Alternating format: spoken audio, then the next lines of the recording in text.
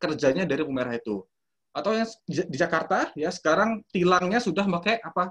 Pakai IoT. Dalam artian dia sudah pakai kamera, kamera tuh nanti terpasang computer vision, nanti akan dibaca kesalahannya apa dan dibaca nomor platnya. Ya, itu sudah ada di Jakarta ya. Kemudian di Jakarta juga dia sudah menerapkan IoT di Transjakartanya. Bisa dipantau langsung lewat HP. Ya, jadi ketahuan. Jadi di stasiun mana ketahuan mobilnya ada berapa segala macam ya. Kemudian di perikanan ya, ini kalau nggak salah saya baca di tahun 2015 itu sudah ada yang namanya jadi ada pengusaha ya, dia elektro juga, dia lulusan elektro, dia punya kolam lele. Kolam lele itu dia bisa ngasih pakannya lewat Android ya. Dia bisa ngatur berapa mau ngasih makanan segala macam lewat aplikasi ya. Jadi dia nggak perlu lagi repot-repot ngasih secara manual, cukup diatur lewat HP sudah bisa ngasih makan ya. Jadi IoT sangat luas penerapannya. Kemudian yang smart home ini yang kita pelajari ya, jadi kontrol dan pantau benar-benar elektronik, kemudian tentang keamanannya nanti di security di bagian ini ya apa di bagian CCTV segala macam. Kemudian kalau otomotif ya, kalau teman-teman sekalian tahu tentang mobil Tesla ya, itu benar-benar mobil yang sudah menerapkan full IoT. Dalam artian mobilnya itu dia sudah terhubung dengan internet ya, bisa update aplikasi segala macam ya. Kemudian di bagian disaster management system ini pendeteksian bencana alam ya. Saya pernah punya dapat proyek ya, jadi dia tuh membuat sebuah aplikasi yang di mana IoT ya. Jadi IoT dia ditaruh di titik-titik rawan bencana ya, contoh longsor segala macam. Nanti ketika terdeteksi longsor, dia akan mengirimkan sinyal ke senternya ya. Kemudian kita juga bisa membuat ya, saya juga pernah membuat pemantauan curah hujan ya menggunakan IoT. Jadi ditaruh di beberapa titik, nanti dihitung curah hujannya ya, setelah dapat datanya berapa nanti dikirim ke server ya. Jadi IoT ini bisa kemana aja. Bahkan teman saya dia membuat sebuah alat ya pembaca detak jantung. Jadi dia ditaruh di pasiennya, ditaruh nanti dokter itu bisa memantau dari internet ya. Seperti itu. Jadi IoT ini mau nggak mau ya kita akan merasakan itu sendiri. Mungkin bukan sekarang, tapi mungkin 5 tahun sampai 10 tahun yang akan datang ya. Jadi kesempatan yang bagus buat teman-teman untuk mempelajari ilmu ini. Nah, kemudian untuk kasus kali ini kita akan pelajari tentang smart home dan mini home server ya. Jadi perancangannya adalah sistem yang kita buat ini itu dia semuanya gratis, free ya. Jadi teman-teman bisa belajar tanpa kendala ya. Jadi nggak ada masalah. Kenapa? Karena sistem ini dibuat oleh komunitas sehingga dia open source. Teman-teman bisa download aplikasinya, download source code-nya, kemudian teman-teman bisa modif sendiri. Bahkan teman-teman bisa jual modifan itu ya sesuai dengan harga teman yang harga yang kalian tentukan sendiri. Tidak ada lisensinya ya. Jadi ini enaknya kita belajar IoT semuanya ya free. Ya. Kemudian smart home yang kita buat ini nanti tidak hanya mengontrol dan memantau, tapi juga menghadirkan rumah virtual ya. Jadi seakan-akan rumah digital kita ya yang kita pelajari saat ini. Kemudian nanti mini home server yang kita buat ini ada beberapa fitur ya yang dapat memanjakan usernya dalam berbagai aktivitas. Nanti saya akan jelaskan lebih lanjut tentang apa fitur-fiturnya. Oke, untuk teman-teman kalau misalnya pengen bertanya bisa langsung aja ya, bisa langsung di chat. Jadi kita mengenai aja, jadi supaya nggak terlalu kaku. Oke, sekarang kita bandingin ya smart home yang ada di pasaran. Smart home yang ada di pasaran dengan smart home yang kita gunakan saat ini, yang saya gunakan di rumah saya, ya. Yang di pasaran seperti Mi Home, Bardi, Google Nest, ya segala macam, itu dia proprietary. Artinya apa? Dia closed source, ya. Kita tidak bisa modif aplikasinya, ya. Semua diatur oleh si yang punyanya, si Mi Home atau si Bardi, ya. Tapi kalau yang kita buat saat ini, Home Assistant itu open source, dia terbuka. Teman-teman bisa download source code-nya, terus bisa modif tanpa ada bayar lisensi, ya, open source, gratis. Kemudian kalau kita beli Mi Home, ya, jadi kalau teman-teman cari di Tokopedia, ya cari aja Wi-Fi switch, ntar dia ada produk ini ya, produk smart home-nya, ya. Nanti Mi Home ini hanya untuk Xiaomi aja. Jadi dia hanya untuk perangkat dia sendiri, tidak bisa dipadukan dengan perangkat lain, ya. Jadi perangkatnya hanya terikat dengan produknya. Tapi kalau Home Assistant ini dia bisa dipakai dengan berbagai macam produk. Ya, artian kalau kita beli smart home-nya si Xiaomi, kita gabungkan sama smart home Gardi, disatukan dalam satu gateway, yaitu Home Assistant, itu bisa. Ya, jadi dia luas dalam sisi penggunaannya, ya, tidak seperti yang ada di pasaran, yang dimana dia terikat dengan produk itu sendiri. Nah, kalau produk yang lain, ya, yang di pasaran, itu biasanya dia hanya bisa memantau dan mengendalikan rumah. Tapi kalau yang Home Assistant ini, dia sangat lengkap, tidak hanya memantau, ya, tapi juga dia bisa menghadirkan rumah virtual bagi para penggunanya. Nah, yang di pasaran ini, dia datanya disimpan oleh server perusahaan, ya. Sedangkan yang kita buat ini, datanya kita atur sendiri, ya, kita miliki sendiri. Jadi privasinya itu sangat-sangat luar biasa yang kita buat saat ini. Kemudian, nah ini yang nggak enaknya adalah yang versi pasaran itu mudah dalam penerapannya, sangat simple, nggak perlu punya basic Ubuntu segala macam. Tapi kalau yang versi ini, teman-teman harus minimal punya basic Ubuntu atau programming, ya. Karena yang namanya komunitas itu biasanya masih dalam tahap percobaan, ya. Jadi dia bukan produk jadi, ya, seperti itu. Jadi yang kita pelajari saat ini adalah bagaimana kita membangun Home Assistant, ya, yang bisa menghadirkan smart home dan rumah virtual. Oke, terus apa yang akan kita buat saat ini? Ya, skenario-nya pertama kita buat smart home, ya, smart home-nya yang bisa mengontrol dan memonitor semua perangkat. Kemudian kita akan membuat sebuah namanya media streaming, ya. Jadi nanti kita bisa menonton video dari hard disk kita, ya, dari hard disk kita itu kayak Netflix. Jadi kita punya film di hard disk, nanti kita bisa streamingkan itu ke website kita, ya. Jadi lebih enak, lebih simpel. Kemudian kita buat cloud storage, ya, seperti Google Drive. Jadi kita bisa menyimpan data kita di situ segala macam. Kemudian media request ini kita bisa download film, ya, film atau seri, TV seri, ya, dari home server kita. Kemudian kita bisa web hosting itu kita bisa punya website sendiri, ya, tanpa perlu kita bayar hosting dari pihak luar. Kemudian nanti kita kalau kalian seorang programmer, kalian bisa live coding, ya. Live coding itu artinya bisa mengcoding di server. Nah, apa yang dibutuhkan untuk membentuk smart home ini, ya? Yang ada tiga hal, ya: hardware, software, dan user, ya. Untuk hardware-nya yang kita gunakan, ya, yang pertama tentu aja router Wi-Fi, ya, karena kita akan menghubungkan dengan internet, ya. Kemudian switch ini untuk bahasa enaknya untuk menghubungkan antara router Wi-Fi ke perangkat servernya. Kemudian kabelannya saya pakai yang Cat 6, ya. Ada kabelan Cat 5, Cat 6, Cat 7, Cat 8, ya. Kenapa saya milih Cat 6? Karena saya menggunakan Gigabit Ethernet, ya, untuk jaringan LAN supaya dia tidak lambat, ya, dalam hal akses datanya. Kemudian untuk servernya saya pakai Raspberry Pi 4, ya. Jadi servernya pakai Raspberry Pi. Kemudian komputer saya gunakan untuk sebagai adminnya, jadi saya untuk mengontrol Raspberry Pi-nya, saya menggunakan komputer khusus, ya. Kemudian smartphone, ya, sebagai usernya. Kemudian, nah, untuk pengendaliannya, lampu dan monitoring suhu dan kelembapan, saya pakai ESP8266.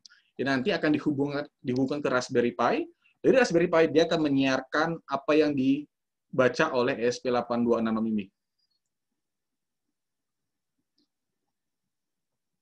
Nah, untuk softwarenya itu lumayan banyak, ya, untuk mendukung smart home dan home server ini, ya. Yang pasti ada Ubuntu, ya, untuk OS-nya, ya. Nanti ada Docker, ada Traefik segala macam, ya. Jadi ini aplikasi ini yang kita gunakan untuk pengembangan smart home dan mini home servernya. Nanti akan saya jelaskan lebih lanjut apa guna-gunanya. Nah, yang pertama adalah Ubuntu, ya.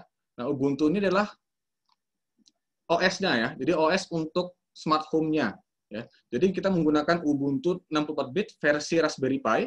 Jadi dia itu nggak punya desktop. Dalam artian dia cuma konsol doang. Konsol itu ada artian seperti ini. seperti ini. Jadi ini konsol dari Ubuntu Raspi-nya, ya. Jadi nggak ada tampilan desktop, ya, karena memang kalau tampilan desktop itu dia akan memperberat Raspi-nya.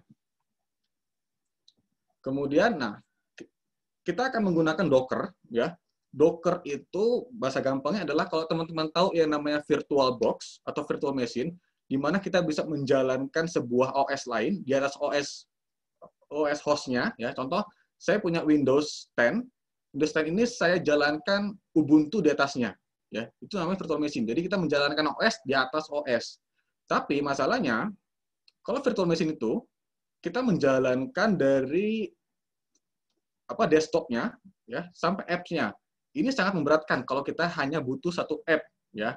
Nah, yang kita gunakan saat ini adalah Docker, ya. Docker ini ilmu baru, ya. Teman-teman bisa jadikannya sebagai judul skripsi. Docker ini dia hanya memvirtualisasi tingkat kernel, dan artian dia nggak perlu OS tambahan, ya. Dia cukup menjalankan kernel Docker, kemudian dia bisa menjalankan aplikasi yang kita inginkan, ya. Kenapa Docker ini muncul? Karena gini, ada beberapa aplikasi smart home. Sebentar. Ada beberapa aplikasi smart home yang dimana dia itu hanya berjalan di satu OS, ya, contoh Linux, ya. Sedangkan kita pengen jalanin dia di Windows, ya. Daripada kita capek-capek install VirtualBox, ya, dalam Windows, ya, lebih baik kita jalankan Docker, ya, kemudian kita jalankan app-nya itu. Jadi menggunakan Docker untuk menjalankan satu aplikasi itu jauh lebih ringan daripada kita memvirtualisasi OS, ya, dalam servernya. Seperti itu. Kemudian, kemudian nanti kita akan berkenalan dengan namanya traffic. Ya, traffic ini gunanya untuk apa? Dia reverse proxy. Jadi kalau teman-teman pengen mengakses aplikasi yang ada di server dari luar jaringan internet, ya, nanti butuh yang namanya traffic. Jadi traffic ini bahasa gampangnya seperti satpam di perbankan. Teman-teman kalau ke bank, ya, ketemu satpam, pasti satpam itu bakal nanya mau ngapain segala macam. Kalau misalnya kita pengen ke teller, maka nanti satpam akan mengarahkan kita ke teller segala macam. Sama. Traffic gunanya untuk mengatur jaringannya, ya. Contoh dari server, ya, dari server ini saya pengen akses smart home, maka traffic ini akan mengarahkan ke server smart home. Terus misalnya saya pengen akses ke Google Drive, ya, Google Drive-nya, cloud-nya, maka nanti si traffic ini akan mengarahkan ke Google Drive-nya. Jadi traffic ini sebagai pengatur lalu lintas data dari servernya itu sendiri, seperti itu.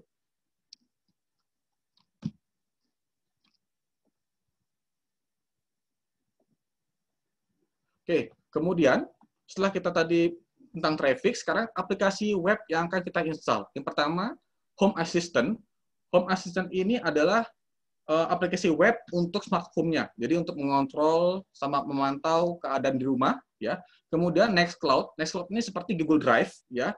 Jadi kita bisa menyimpan data-data penting kita di server kita. Kemudian WordPress. Jadi WordPress ini adalah sebagai CMS, ya, untuk menghandle website yang kita bangun. Kemudian Jellyfin. Nah, Jellyfin ini gunanya untuk media server. Jadi teman-teman kalau mau streaming hard disk teman-teman sekalian melalui internet, maka kita bisa menggunakan Jellyfin. Nah, kalau Radar ini sebagai media untuk mendownload film-film, ya.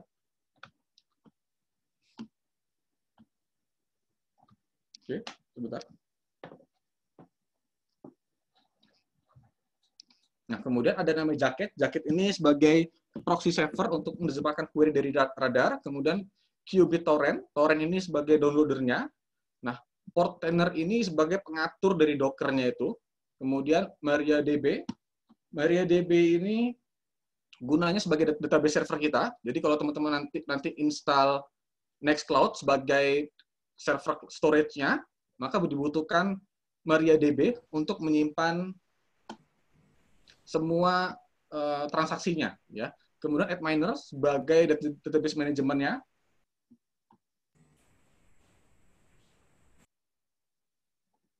Oke. Lalu ada NetData. NetData ini gunanya, ya, untuk memantau sistem servernya, ya. Kemudian code server ini untuk ngoding, ya, untuk ngoding dari servernya. Oke, itu ada beberapa aplikasi yang kita gunakan untuk membangun smart home dan Enak ya, Mas.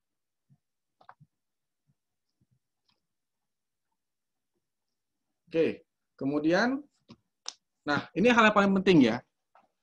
Untuk membuat sebuah home server, kita harus memilih ISP yang paling sesuai ya. Di sini saya punya ada empat ISP yang saya survei mana yang paling bagus untuk smart home kita. Yang pertama IndiHome, ini yang saya pakai. IndiHome ini dia menyediakan IP public ya.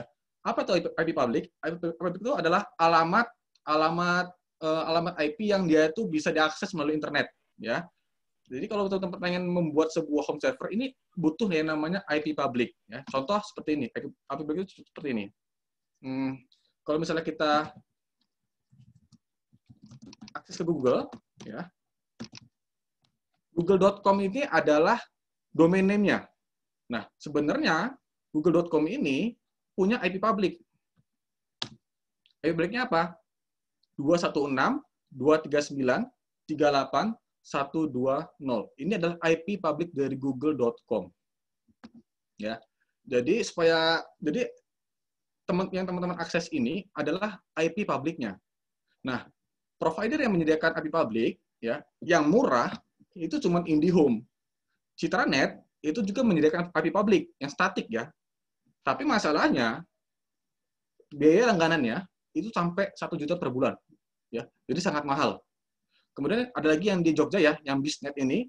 Cuma kalau Bisnet ini dia punya IP public, tapi yang dynamic. Dynamic itu artinya IP public-nya dia berubah setiap saat. Ya, kalau statik itu kan dapetin gini.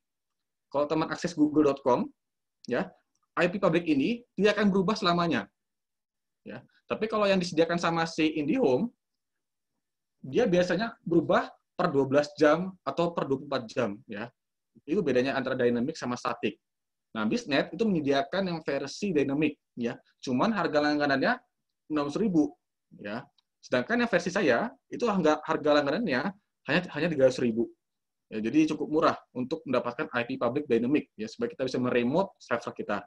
Nah, ada lagi yang paling murah itu sebenarnya My Republic, ya. Sayangnya dia nggak ada di Jogja, ya. Itu problemnya. Dia hanya ada di Jakarta sekitarnya, ya. Dan dia menawarkan, ya, jadi paketnya kalau nggak salah 300.000 dan tambahan 25.000 untuk mendapatkan IP public static.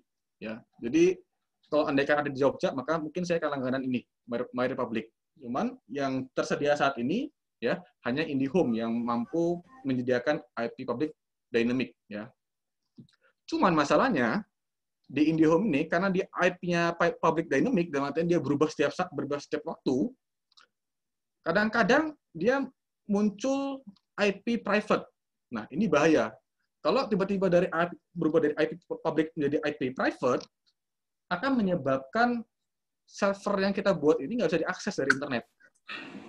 Ini yang nggak enaknya IndiHome. Ya, cuman menurut saya tidak ada alternatif lain, ya, selain IndiHome yang paling murah. Ya, ini penting. Jadi memilih ISP ini penting. Nah, kemudian setelah kita punya IP public itu, maka langkah selanjutnya adalah kita membuat domain name. Ya. Biasanya kalau yang pernah buat website pasti beli ya. Tapi kalau yang versi kita ini ya, kita pakai yang gratis saja ya. Kita menggunakan DuckDNS ya. DuckDNS ini nanti akan mencatat IP kita ya. Nanti akan dibuatkan dan juga nanti kita bisa akses melalui domainnya ya, seperti itu. Jadi DuckDNS ini akan mencatat perubahan IP yang ada di IndiHome-nya, ya seperti ini. Nah, terus kita akan menggunakan yang namanya MQTT. Jadi MQTT ini standar protokol komunikasi IoT. Jadi MQTT ini, kalau kita andaikan itu seperti customer, distributor, dan supplier, ya. Jadi ada namanya broker distributor. Jadi contoh nih, misal ESP saya mengirimkan temperatur, ya, mereka suhu, ya, 30 derajat, maka nanti akan dikirimkan ke broker itu. Nah, nanti kalau ada yang membutuhkan, misal si laptop ini butuh datanya itu, maka dia subscribe, ya, subscribe suhu itu, maka nanti dia akan mendapatkan nilai suhu itu.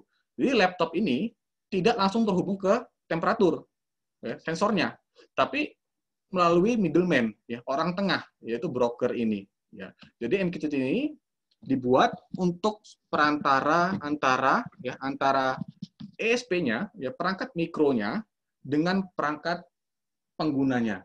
Ya. Jadi MQTT ini adalah standar protokol komunikasi untuk Internet of Things. Ya.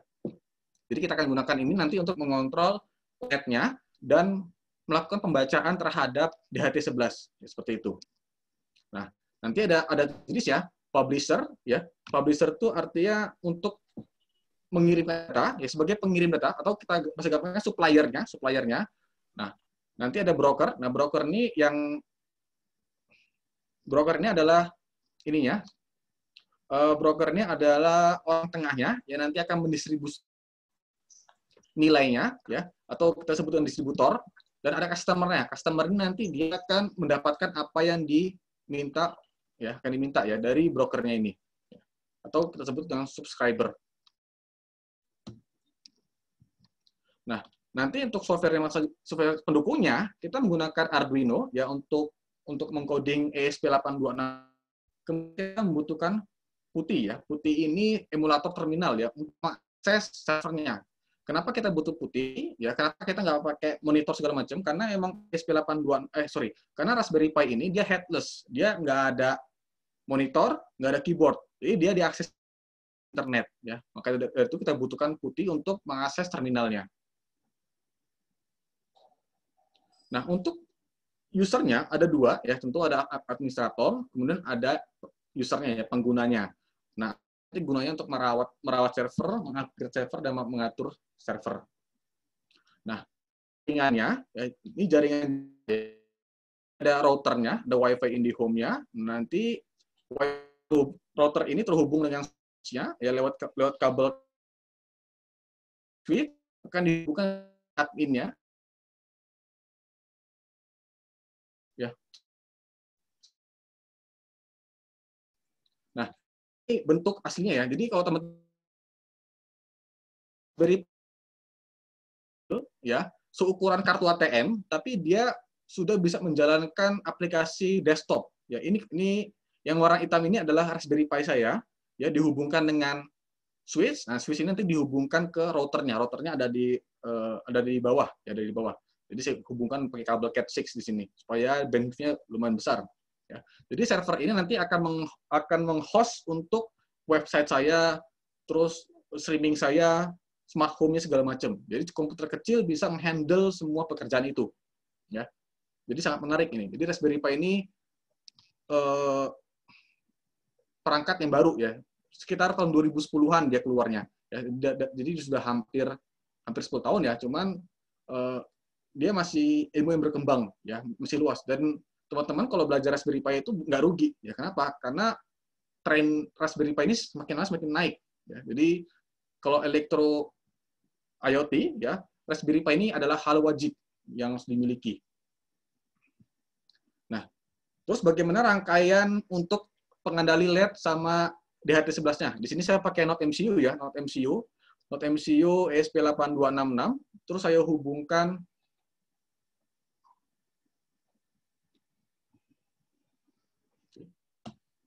sebentar.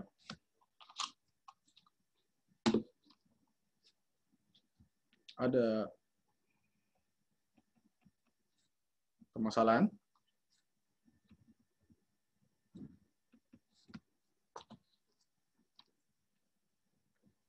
Oke, sorry, ada interupsi tadi. Oke, kita lanjut. Ya, tadi sampai. Oke, PowerPoint saya yang crash, jadi saya akan. Oke, tadi kita nyampe sini, ya.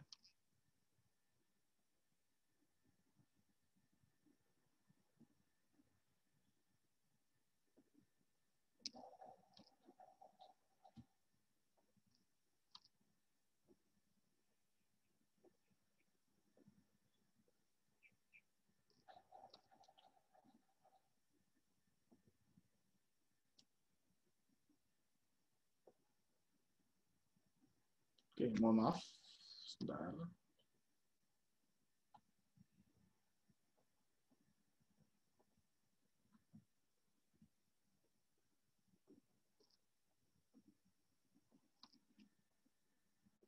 Oke, ya. Oke, sudah balik ya. Oke, jadi untuk pengendali lampu dan sensornya, saya menggunakan Node MCU ESP8266 ya. Nanti Node MCU ini akan saya hubungkan dengan DHT11 ya untuk pembacaan kelembapan dan suhu. Kemudian untuk LED-nya nanti akan kita bisa nyalakan dan matikan ya. Dari sini ada dua hal yang akan saya coba ya untuk nanti diatur lewat smart home-nya. Oke, untuk alur kerja implementasinya ya nanti ada 4 hal yang harus kita lakukan. Yang pertama instalasi dan konfigurasi server. Nanti ada beberapa bagian ya. Konfigurasi OS server, kemudian kita install Docker, install MQTT, sama style IP static untuk ranah lokalnya. Kemudian, nah untuk konfigurasi dynamic DNS ya nanti setelah kita dapat selesai yang pertama, maka kita kenalkan IP public kita ke DNS server kita supaya nanti bisa diakses melalui domain name. Kemudian setelah itu kita mulai lanjut instalasi web servernya ya. Nanti ada beberapa hal yang harus kita perhatikan. Kemudian setelah selesai kita masuk konfigurasi MQTT-nya ya di Home Assistant supaya kita bisa mengatur LED-nya dan mengatur juga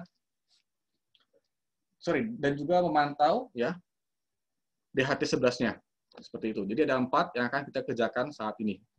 Oke, yang pertama, apa sih yang harus kita konfigurasi dalam OS ya? Yang pertama ya kita buat dulu usernya ya, kemudian kita konfigurasi SSH ya. SSH ini secure shell. Jadi kan kalau tadi saya bilang ya, kalau kita lihat di fotonya, nah ini kan nggak ada layarnya ya. Dalam artian ini dia pure menggunakan kabelan untuk diakses. Nah, kalau yang kabel USB ini kabel printer ya. Jadi saya pakai printer server. Jadi untuk akses Raspberry Pi ini kita harus menggunakan internet. Ya, tadi kita menggunakan putih ya. Nah, penting SSH-nya harus penting digunakan. Itu seperti ini.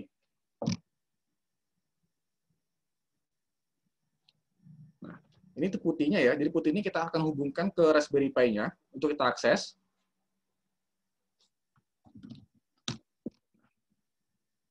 Nah, dari sini kita bisa mengontrol Raspberry Pi-nya ya. Nggak enak dilihat. Kenapa? Karena semuanya konsol, semuanya tulisan, tidak ada gambar dari desktop ya. Jadi teman-teman kalau pengen belajar IoT, belajar Ubuntu. Itu wajib ya. Emang nggak enak, cuman setelah teman-teman terbiasa, maka untuk pindah ke Windows itu susah ya. Jadi susah move on ke Windows ya. Jadi emang agak ribet, harus hafal sintaks segala macam ya. Cuman saya pikir menantang ini ya, bagi masih maba itu masih enak belajarnya ya. Jadi setelah kita buat konfigurasi SSH ya, nanti kita tambahin variabel ya, ntar kita jelaskan lebih lanjut. Nah, setelah itu kita install Docker ya. Docker, jadi ada 2 hal, Docker dan Docker Compose. Nanti kita akan jelaskan lebih lanjut di slide selanjutnya. Nah, selanjutnya kita akan install Mosquito MQTT. Jadi nama aplikasi yang paling terkenal untuk komunikasi MQTT adalah Mosquito ya. Jadi installnya dari Ubuntu ya. Jadi kita install di servernya ya. Sudo apt get install Mosquito. Jadi ada 2 hal yang kita install ya. Yang pertama sebagai brokernya yaitu Mosquito, kemudian kliennya ya untuk komunikasinya. Kalau tempat saya sudah terinstall ya.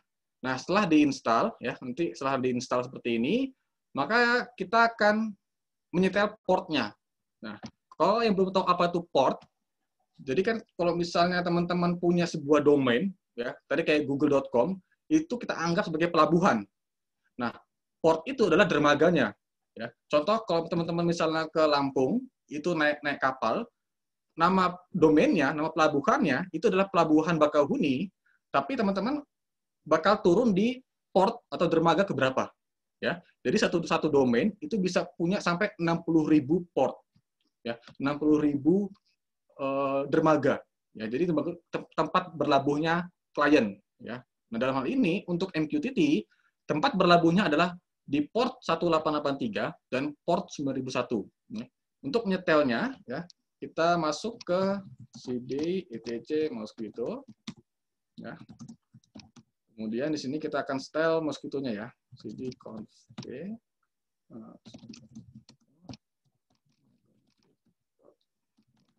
Nah, di sini kita setel. Kita setel ke 1883 ya portnya, ya supaya nanti kita bisa aksesnya di sini. Kemudian kita port WebSocket 9001. Ya. Nah, kemudian kita juga menyetel usernya. Jadi nanti ya supaya lebih aman si mosquito ini ya kita kasih username sama password. Jadi nggak sembarangan orang bisa mengakses data-data ya topik-topik ya yang ada di brokernya ya seperti itu. Nah kemudian kita nyetel juga IP lokal statiknya. Jadi untuk Raspberry Pi-nya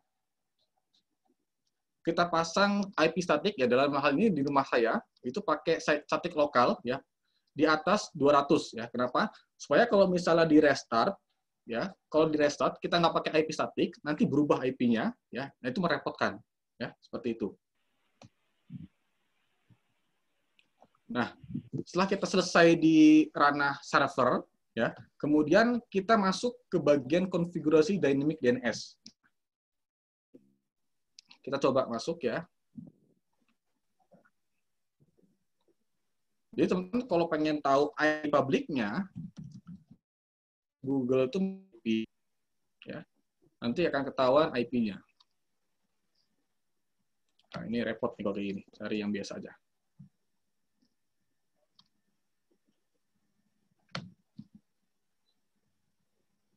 Oke, IP rumah saya, ya, IP publiknya ini 36.81.28.199. Nah, masalahnya ini nggak konstan, nggak statik segini. Bisa jadi sejam kemudian dia berubah, ya. Nah, perubahan ini perlu dicatat oleh server, ya. Dalam hal ini kita menggunakan DuckDNS. DuckDNS ini dia free, dia gratis, ya. Kita sign in, ya kita sign in pakai Google.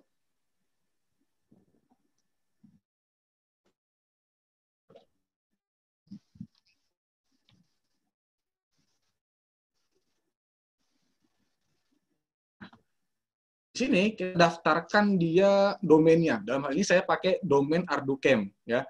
Nah, di sini dia akan mencatat IP-nya, ya. IP dari siapa? IP dari rumah saya, ya. Nanti kalau misal IP-nya tiba-tiba berubah, maka si DuckDNS akan mencatat juga perubahan IP itu, ya. Jadi aman, nyaman, ya seperti ini. Karena kita tidak bisa memasang IP statik di IndiHome, ya. Makanya kita pakai yang IP public dynamic, ya, seperti itu. Setelah terpasang, ya. Jadi ini kita bisa buat domain macam-macam ya, terserah teman-teman ya. Contoh misal saya pengen buat IoT, tinggal IoT terus add domain. Ya. Nanti ternyata sudah dipakai orang, ya. IoT bagus. Oke. Nanti kita sudah terpasang domainnya. Nanti bisa diakses seperti ini ya. Ini gratis sampai 5 domain ya, seperti itu. Oke, setelah itu ya, untuk mengupdate IP-nya kita pakai cron job ya, pakai cron job. Nah, kemudian, nah ini hal penting. Jadi IP public itu letaknya di mana? Di routernya. Ya. Di mana? Di router ini. Jadi IP public ini letaknya di router IndiHome-nya, bukan di server Raspberry-nya. Nah, supaya si router ini tahu bahwa permintaan klien itu harus dilempar ke Raspberry Pi, maka kita butuhkan yang namanya apa? Port forwarding, ya. Nah, port forwarding ini kisi-kisinya, ya, dia nyetelnya di mana? Dia nyetelnya lewat gateway routernya. Ya, dalam hal ini, kalau gateway-nya si IndiHome, ya, 192 ini,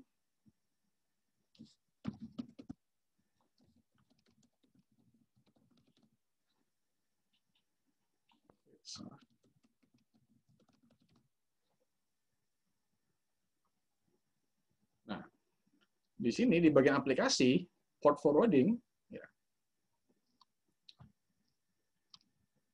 Nah, di sini saya melemparkan semua permintaan klien, ya. dari port 443 sama 80 itu dilemparkan langsung ke IP-nya si siapa? Si Raspberry Pi ya. Yang tadi saya tentukan 92.168.1210 ya. Ini IP dari Raspberry Pi-nya.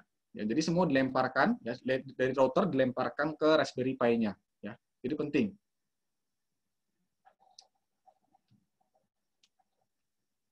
Oke, kemudian setelah kita nyetingnya tadi, ya kita masuk ke bagian install web apps home server-nya. Ya, yang paling pertama kita menginstal namanya Traffic tadi. Traffic itu yang sebagai pengatur jalannya jaringan. Ya. Nah, ini rinciannya dan perlu diingat untuk menginstal Traffic ini jangan dipikirkan seperti menginstal aplikasi di Windows ya. Enggak, menginstal ini sangat repot. Ya, pakai apa? Pakai script. Ya, ini cara menginstalnya. Ya. Jadi ini contoh instalasi dari Traffic ya, yang pengatur jaringannya seperti ini. Ini kita pakai aplikasi Traffic ya. Traffic ini nanti akan menangkap semua jaringan data dari port 80 sampai 880 ya. Nanti dia akan mengatur semuanya ya, Traffic ini. Dan installnya pun kita harus ngetik semua ini ya. Jadi emang merepotkan ya. Merepotkan untuk instalasi web apps-nya seperti itu. Nah, bagaimana untuk instalasi web apps home server-nya? Ya, yang pertama tadi ada Portainer ya untuk mengatur Docker-nya. Nanti kita pasang di port 9000 ya.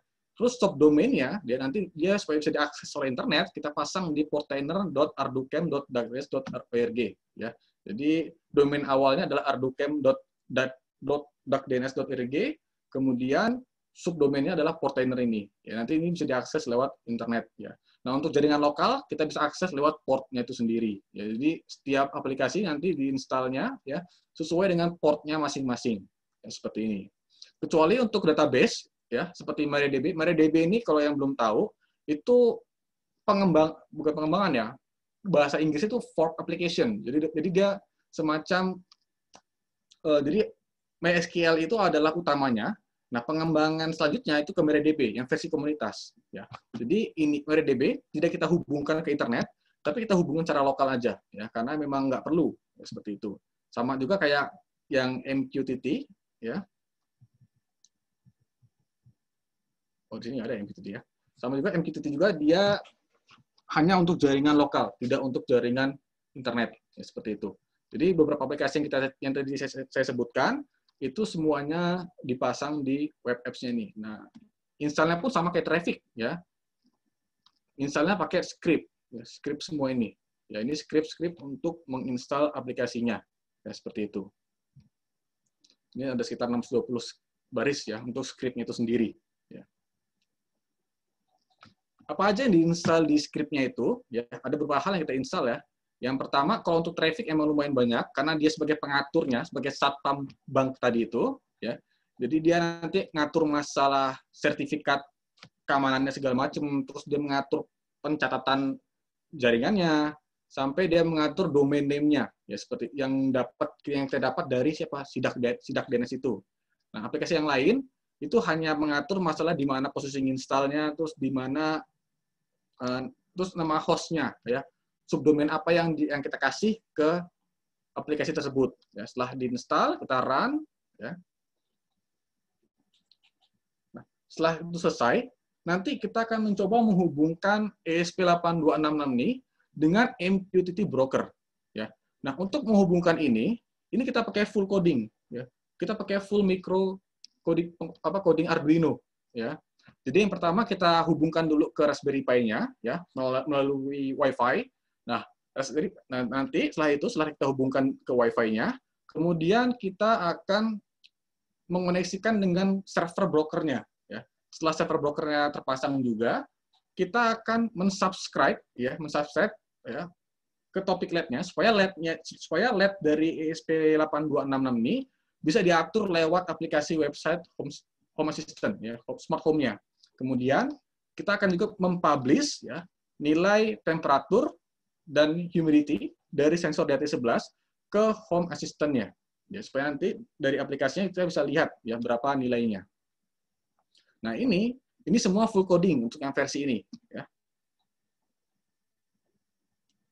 Nah, ini contoh codingnya, ya.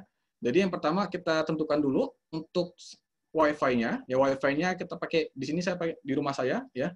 Pakai Ubuntu, password segala macam. Nah, ini IP lokal, ya. Ini IP lokal untuk server saya, ya.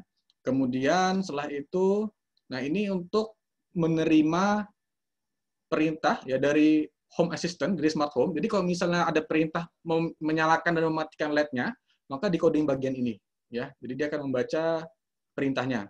Kemudian untuk mempublish nilai DHT11-nya agak di bagian sini, ya. Nanti di bagian publish-nya.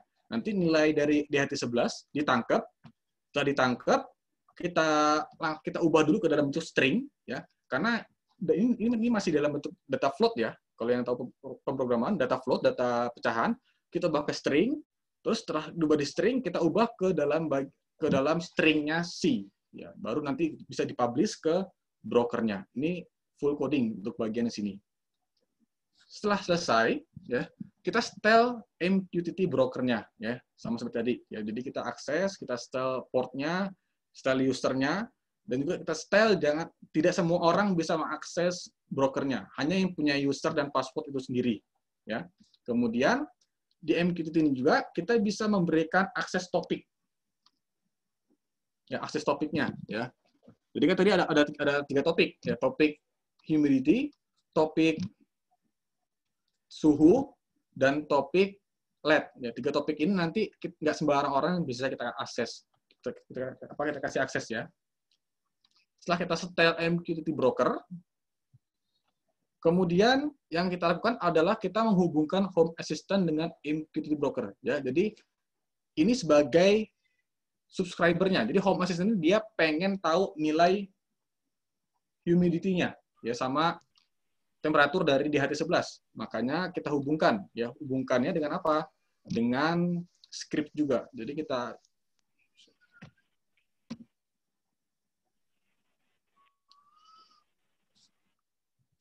kalau kita lihat,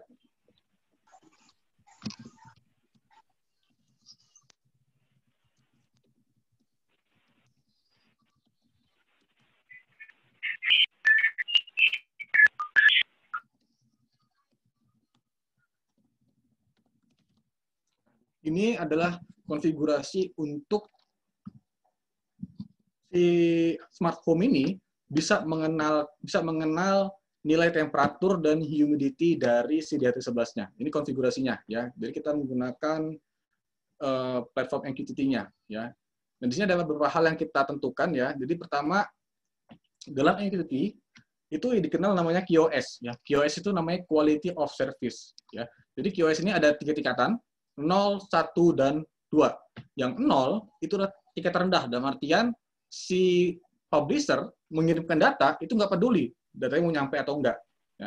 Tapi kita pasang di bagian 2, ya, nilai 2, artinya data yang dikirim oleh si ESP826 ke broker itu pasti terkirim, jadi nggak mungkin nggak terkirim. Kalaupun nggak terkirim, maka si ESP826 akan terus mengirimkan sampai si brokernya menyatakan, ya, saya terima barangnya, ya, seperti itu. Jadi ini hanya tingkatan komunikasinya saja. Ya, seperti itu. Jadi ntar ada beberapa hal yang kita harus setting, ya. Nah, untuk pengaturan dari switch-nya, kita pengen menyalakan dan mematikan si LED-nya, ya. Di sini kita buat, ya, misal untuk payload-nya ada artinya gini. Kalau misal nanti kita klik menyalakan, maka nanti si Home Assistant akan mengirimkan on, ya. On ini nanti akan dianggap sebagai menyalakan LED. Makanya di codingnya harus sama. Kalau di situnya on, makanya di sini juga harus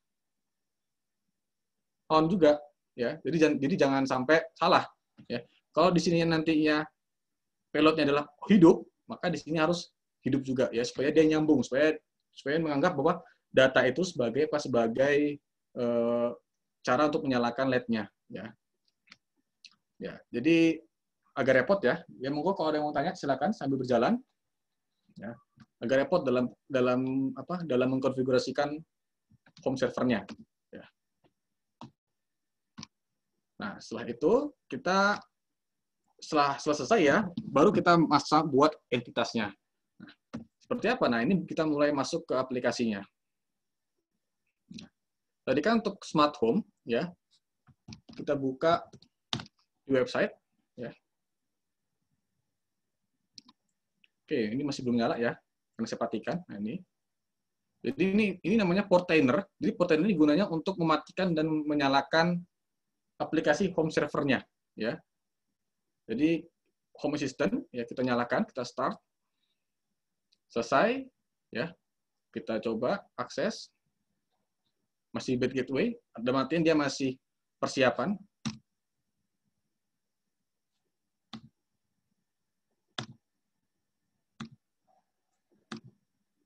Oke, sudah masuk ya.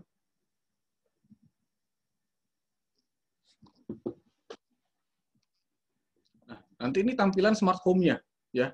Jadi di sini kita bisa memasang beberapa namanya card ya, kartunya. Jadi di sini saya di smart home saya itu saya bisa memantau perkembangan corona secara real time. Kemudian saya bisa memantau posisi dari HP saya.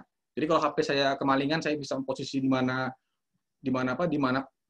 HP saya ya dari peta ini ya. Ini petanya, peta posisi HP saya. Kemudian kita juga bisa memantau ya. Tadi kan sudah kita setting ya, memantau humidity sama temperaturnya. Nah, jadi humidity-nya sudah terbaca, ya sudah terbaca di sini 61% dan 26,7 derajat ya. Nah, ini kita coba bandingkan ya dengan MQTT-nya.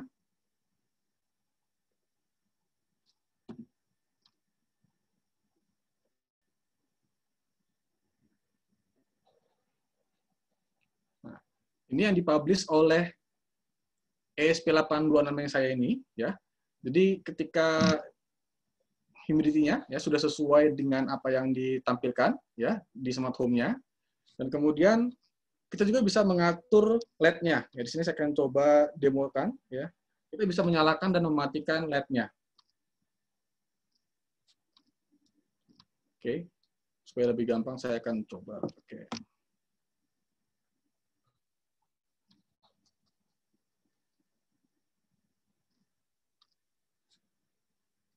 Sebentar, saya akan coba pakai kamera HP saya.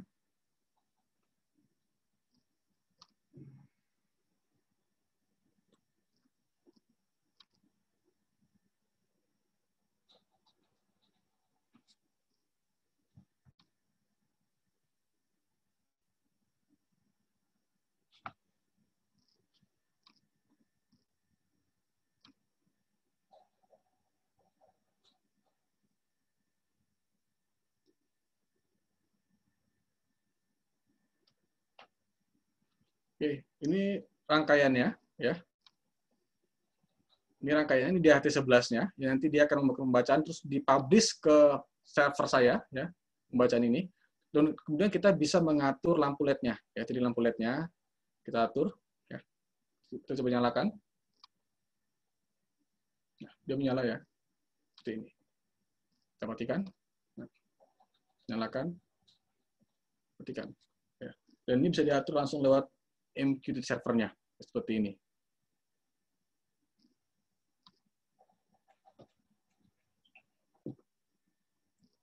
Oke. Setelah kita berjalan ya, home assistant-nya, maka kita langsung ya. Nah, terus bagaimana keamanan dari home server yang saya buat ini ya? Dari sisi user ya tentu kita buat, jadi setiap aplikasi yang saya install ini nantinya dia dilindungi sama password. Kemudian untuk bagian SSH-nya nanti kita gunakan kunci public dan private ya. Jadi nanti kita tidak menggunakan password untuk masuk ke Raspberry Pi-nya, cuman cukup menggunakan kunci publik dan private-nya. Kemudian untuk setiap web yang kita install ya, itu nanti dia terenkripsi datanya. Ya, contoh yang tadi, yang ini. Jadi kalau teman lihat, ya, untuk aplikasi website yang itu, dia sudah terkoneksi aman. Ya, biasanya kalau teman-teman mengakses sebuah website yang dia itu belum aman, ya, biasanya seperti ini, ya, tidak aman. Artinya dia data-data yang teman-teman kirimkan itu belum di enskripsi, ya, belum di enskripsinya, belum dikunci sama si servernya, ya. Makanya ini penting, ya, kalau kita mengirimkan password, ya. Jadi kalau kita tidak aman ini, password itu dikirimkan tanpa ada kuncinya. Ya. Jadi kalau tanpa ada kuncinya, maka semua orang yang punya keahlian membaca jaringan, dia bisa baca password itu. Nah, tapi kalau kita sudah punya seperti ini, punya kuncinya, sertifikatnya, maka kalau kita ngirimkan password, ya, ke server, nanti kalau ada orang yang baca password itu, maka dia nggak bisa buka. Kenapa? Karena sudah dikunci oleh si servernya. Nah, itu penting, ya. Kemudian di middleware-nya, di traffic-nya, ya, nanti untuk mencegah yang namanya bombardir request, ya, kita membatasi setiap klien itu nanti berapa request. Ini penting, ya. Kalau ada orang yang iseng pengen jatuhin server, ya, dengan cara membombardir itu, maka kita harus perlu membatasi request-nya, ya. Kemudian di bagian firewall, ya, di bagian firewall-nya ini, ya, hanya 3 port yang kita buka, ya, 80, 443 dan 8080. Ya. Nah, bagaimana implementasi secara umumnya, ya, kalau teman-teman lihat di sini, ya. Nah, di sini contoh ada user dari luar, ya, user dari luar, maka nanti dia akses, ya, akses ke tujuannya adalah misal dia pengen masuk ke bagian smartphone-nya. Maka nanti jalannya adalah dia masuk dulu ke dark DNS, ya. Dari dark DNS akan dikirimkan ke router, nah, routernya. Nah, dari router, ya, baru dari switch, terus dari traffic, maka dari traffic ini akan deteksi si klien ini mau kemana. Kalau dia mau ke home assistant, maka dia akan jalan ke home assistant. Baru nanti dia terhubung dengan Mosquito, baru nanti terhubung dengan ESP8266. Jadi setiap permintaan itu punya jalannya masing-masing, ya, seperti ini. Ini konstruksi dari aliran datanya. Seperti ini. Nah, untuk lebih lanjut, ya, jadi kan tadi saya mengenalkan beberapa aplikasi home server, ya. Di sini saya akan coba, ya. Jadi tadi saya menawarkan ada beberapa aplikasi. Ya. Ini aplikasi untuk home servernya, ya, seperti ini, ya. Smart home-nya. Kemudian kita coba jalankan.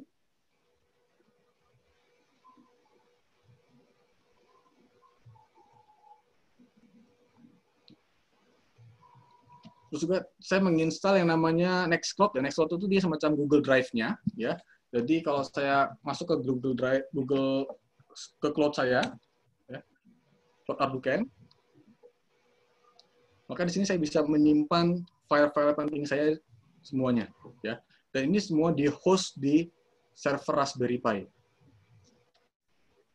Kemudian kalau di home server saya juga itu bisa download film dengan mudah, ya. Tentu ini ilegal, ya. Cuman saya belajar karena ini menarik, ya. Contoh, saya misal butuh sebuah film,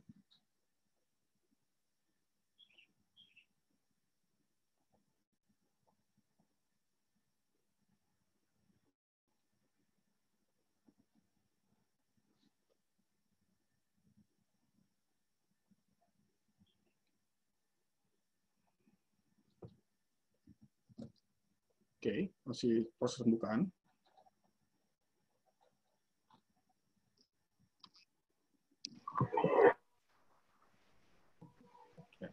Misal saya butuh sebuah film, ya, saya tinggal cari add movie aja.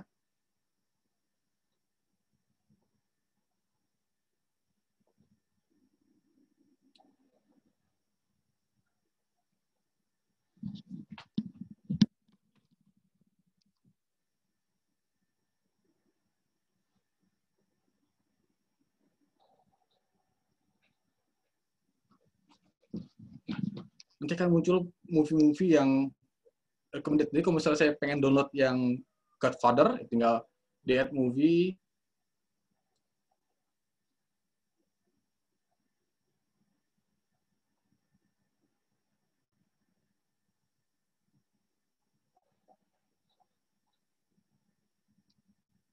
Oke. Kalau sudah, tinggal kita masuk, terus kita search, kita cari yang mana kita mau download.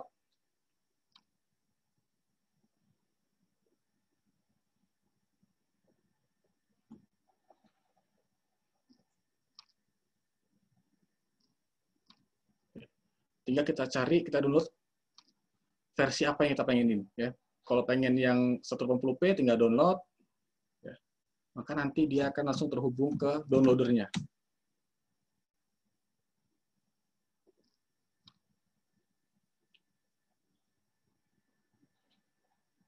Nanti dia akan mendownload.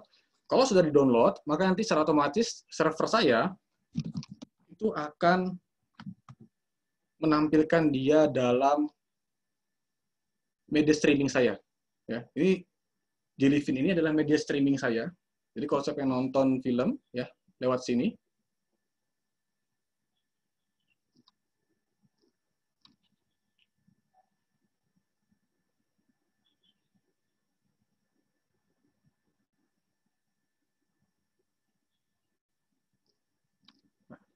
Di sini saya hanya menyajikan 2 film aja ya, jadi tinggal saya streaming dari server saya.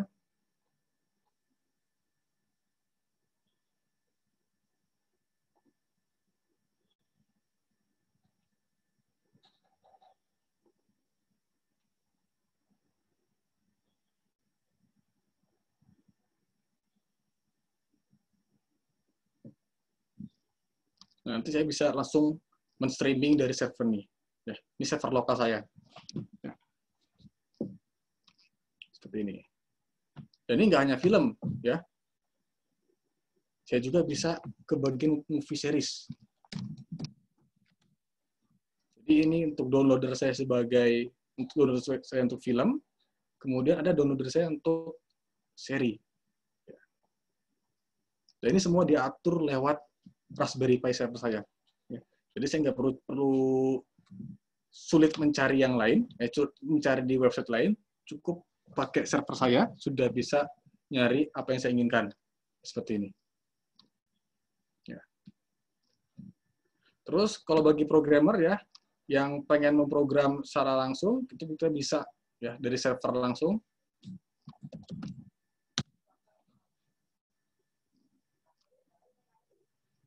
Python.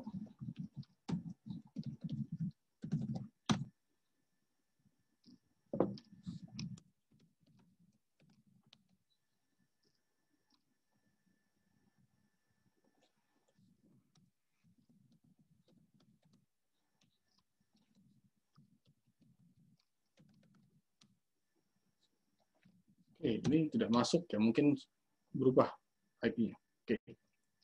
Nanti kita bisa download series di sini ya. Dan series pun banyak, ya banyak. Dari serinya Korea segala macam itu kita bisa download secara langsung ya. Ini. Dan ini semua dijalankan melalui Raspberry Pi. Ya. Nah, terus bagaimana perkembangan? Kita masuk kesimpulannya ya. Terus apa yang kita dapat ya? Tentunya tentang revolusi industri 4.0 ya. Jadi kalau kita lihat bagannya ya, ada industri 1, 2, 3 dan 4. Yang pertama ini ketika manusia kenal yang namanya mesin uap ya. Zaman-zamannya James Watt ya. Atau kita lebih kenal dengan revolusi industri di Inggris. Ketika semua sudah melakukan mass production ya, sudah produksi massal. Kemudian lanjut ke industri 2.0 ya, di mana kita mulai kenal yang namanya assembly line. Ini dimulai ketika di Amerika ya, yang pembuat mobil Ford itu sudah menerapkan assembly line dalam produksi mobilnya ya. Sudah dimulai 2.0. Nah, industri 3.0 itu ketika manusia sudah menerapkan komputer dalam industrinya ya, kalau PLC segala macam. Nah, saat ini yang 4.0 semua perangkat mesin ya, bukan hanya komputer ya, tapi mesin itu sudah bisa terhubung dengan internet dan mereka disatukan dalam satu jaringan ya. Nah, ini yang sedang kita garap saat ini, yang sedang kita jalankan saat ini. Jadi industri 4.0 ini merupakan ladang yang sangat baik untuk teman-teman sekalian yang untuk dipelajari, dan insya Allah masa depannya pun akan sangat-sangat menjanjikan ya. Mumpung masih di awal, mumpung masih hangat, silakan pelajari, ya. Jadi ini hal yang penting sebelum nanti kita kenal yang namanya industri 5.0, ya. Jadi kalau saya rasa industri 5.0 itu sudah masuk ke arah AI, ya, artificial intelligence, ya. Cuman untuk saat ini industri 4.0 pun kita masih belum merata, ya. Tapi saya rasa perkembangan teknologi sangat cepat, maka kita harus cepat juga dalam belajar. Karena kalau kita tidak cepat dalam hal pembelajaran IoT ini, maka kita akan ketinggalan zaman seperti itu. Nah, terus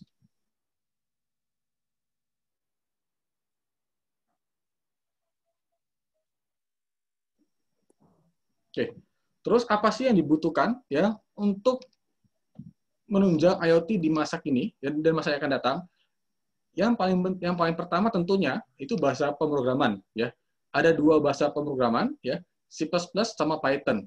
Ya, dua hal ini yang kalau bisa dikuasai oleh orang yang pengen masuk ke dalam dunia IoT. Kemudian Linux, ya, OS-nya ini paling penting karena IoT ini sifatnya komunitas, sehingga kita perlu OS yang dibangun oleh komunitas, ya, terutama Linux. Kemudian jangan lupa ya ada jaringan komputer, ini penting karena IoT ini kaitannya dengan internet, ya pasti komputer, ya. Kemudian Docker, ya Docker juga aplikasi yang sangat berguna untuk IoT. Kubernetes ini nanti dia kaitannya dengan cluster, ya, komputer cluster. Nah, embedded system ini kaitannya dengan Raspberry Pi segala macam, komputer SBC, single board computer. Kemudian untuk mikronya ya Arduino. Nah, kemudian kalau yang tertarik IoT lebih lanjut itu bisa ke web development, ya, baik HTML atau CSS. Dan nanti kita kenal juga, ya, mesti kenal yang namanya GitHub, ya.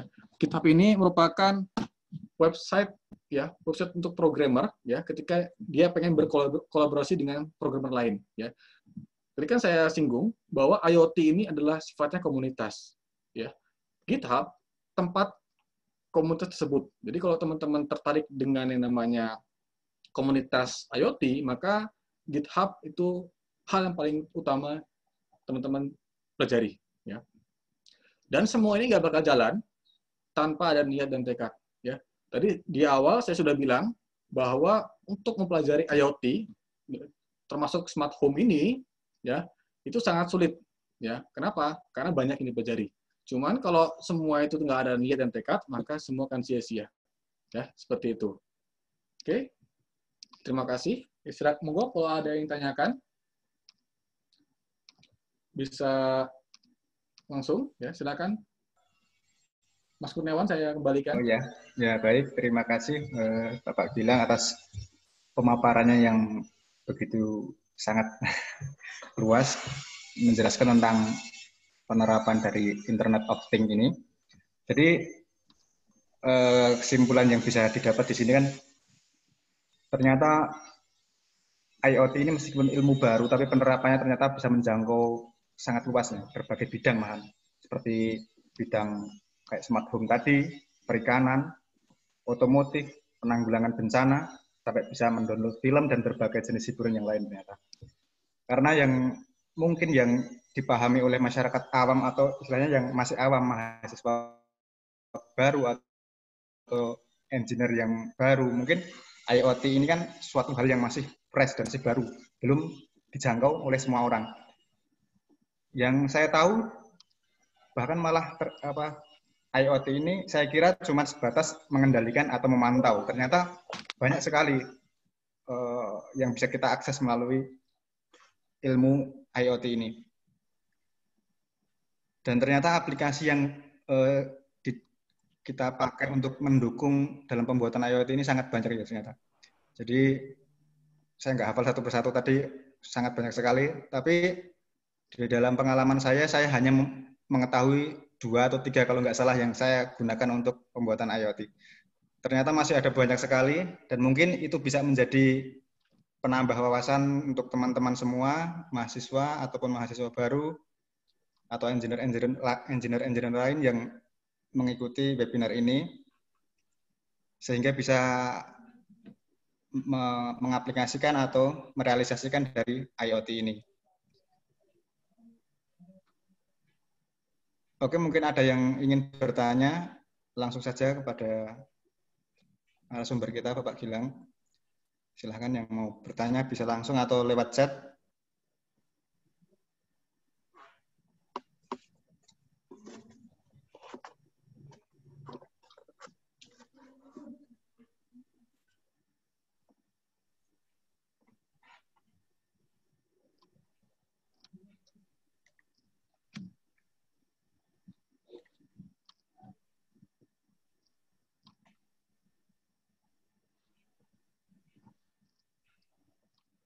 Oke, dari Mas Dani ya. Oke ya. Untuk menjalankan smart home, langkahnya memang sebanyak itu, atau dari aplikasi bisa dipilih salah satu gitu. Oke, saya akan share.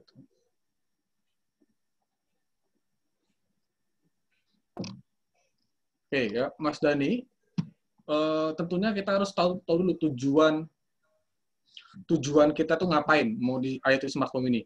Kalau cuma untuk mengontrol perangkat-perangkat rumah ya, tapi kita nggak mau ribet, maka Mas Dani bisa beli perangkat aplikasinya yang seperti Mi Home ya atau Bardi. Saya coba tunjukin ya di Tokopedia ya. Ini simple, cuman pasang alatnya, terus download aplikasinya, teman-teman udah bisa ngontrol perangkat itu. Cuman yang saya jelaskan ini adalah versi komunitas. Versi yang kalau saya bilang ini di mana IoT itu hidup, ya. Nah, dari kenapa kok banyak? Karena emang saya mencoba membuat server saya ini itu seperti rumah saya sendiri, ya. Tapi kalau cuma untuk mengontrol dan memantau rumah, ya, maka itu bisa apa ya? Bisa cukup install dikit aja. Contoh kayak nah,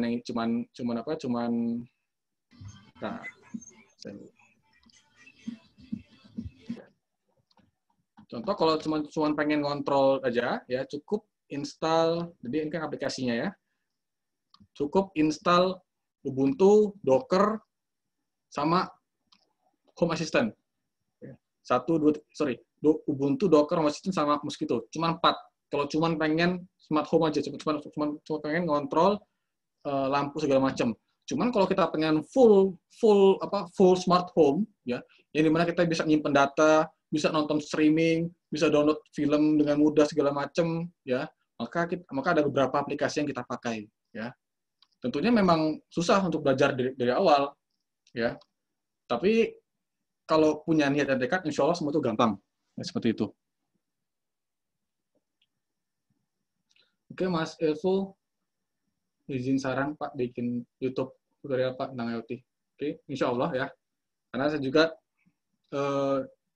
jadi saya punya pelatihan, dan pelatihannya emang saya jual, cuman ada beberapa pelatihan saya yang gratis, ya. Contoh, ini, jadi kan tadi saya di awal membuat hosting website, ya. Jadi kalau teman-teman masuk ke arducamp.org ini website yang saya hosting, ini masih dalam tahap pengembangan, belum murni, ya. Belum murni, nanti pantengin aja, nanti biasanya ada video-video gratis dari sini, ya. Mungkin nggak di YouTube ya, karena emang ini eksklusif ya, seperti ini. Cuma ini masih dalam pengembangan, mungkin bulan depan baru launching websitenya. Nanti ada beberapa pelatihan yang memang yang saya gratiskan, ya, bisa diakses dari situ. Ya. Sebenarnya kalau untuk tutorial IoT itu, ya, di YouTube sudah banyak, sudah sangat-sangat banyak, ya, sangat banyak.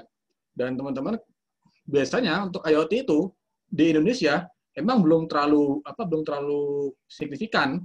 Ya, jadi yang saya gunakan ini, kalau dicari tutorial di Indonesia itu emang susah, sangat sulit. Ya, rata-rata emang banyakkan versi bahasa Inggris semua. Ya, makanya teman-teman ini, ya, punya peluang yang bagus untuk kedepannya, ya, karena ilmunya masih baru di Indonesia, masih belum banyak yang menjalankan, ya, makanya kalian bisa jadi pionir di sini, ya, seperti itu. Cuman mungkin ya saran Mas Elvo nih, insya Allah mungkin bisa saya saya lanjutin ya, bisa saya telah lebih lanjut bisa pelajari. Kemudian untuk Mas Hendra ini, ya, urutan pembelajarannya. Oke. Sebenarnya dalam pembuatan aplikasi ini, ya, ini sebenarnya nggak perlu paham coding. perlu paham ya, terutama untuk bagian C++. Jadi yang utama itu, yang pertama adalah harus paham dulu pemrograman, ya, minimal C++, ya. Kalau C++ sudah paham, baru masuk ke microcontroller, ya, terutama Arduino. Setelah Arduino paham, yang basic aja, nggak perlu sampai expert, yang perlu basic aja, habis itu bisa pindah ke IoT. IoT-nya ke mana? Mulai yang simple, ESP8266, terus sama MQTT segala macam. Setelah itu paham, maka nanti kita bisa pindah ke embedded system, ya, Raspberry Pi. Nah, Raspberry Pi ini, ya, basicnya adalah Linux, ya, Linux. Nah, ke Linux ini tetap, nah, ini panjang perjalanannya. Jadi dari Linux baru kita pelajari basic-basic sintaks dasarnya, baru nanti kita coba membangunnya, ya. Jadi pembelajaran IoT ini bukan hal yang sehari dua hari selesai, ya. Bisa sampai sebulan atau beberapa bulan, ya. Tergantung dari kemauan teman-teman. Kalau teman-teman ini semangat, ya, punya motivasi yang kuat, maka insya Allah itu pasti bakal gampang, ya, seperti itu.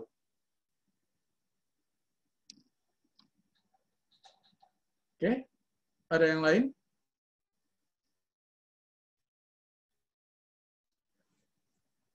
Oke, itu Mas Diki nanti saya balas sendiri, ya. Oke, monggo, Mas Gunawan, ada yang lain yang pengen bertanya? Oh ya, untuk biayanya. Untuk biayanya,